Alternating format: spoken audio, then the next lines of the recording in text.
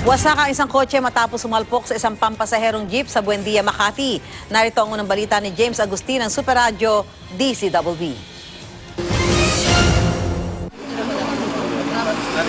Nayupi ang harapan at nabasag ang windshield ng kotseng ito matapos sumalpok sa isang pampasaherong jeep sa Buendia Avenue corner ni Canor Garcia Street sa Makati pasado alas 4 ng madaling araw. Sugatan ng dalawa sa mga sakay ng kotse na agad na isinugod sa ospital. Wala pa yung ambulance. Yung babae may dugo yung paa so tinakbo ko na lang. Kwento ng tsuper ng jeep na kahinto na raw siya sa intersection ng salpukin ng kotse. Sa lakas ng pagkakabangga, sumampa ang kanyang sasakyan sa bangketa. Inabig ko na lang kasi mababangga ko pa yung isang jeep eh. Tinanong ko nga, pre, okay ka lang? Oo. Hindi, okay naman ako. Sir, sabi daw po baka nakainom o Nakainom nga. Paano niyo po nasabi? Amoy na amoy, yung malayo ka pa, amoy mo ang alak mo.